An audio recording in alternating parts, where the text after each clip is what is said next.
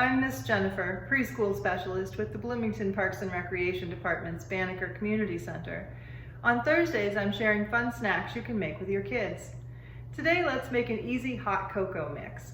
It's great to have on hand for a quick warm drink, and it's also easy to share a jar with a friend.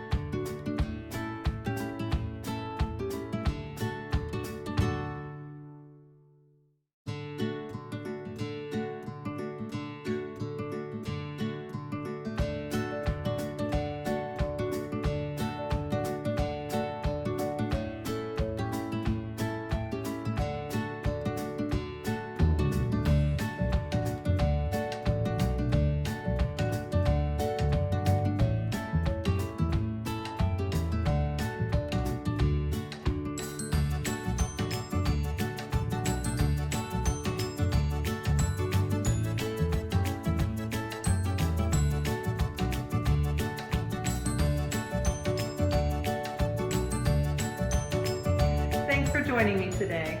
Be sure to check the Banneker Facebook page tomorrow for a Physical Friday activity. Bye, friends.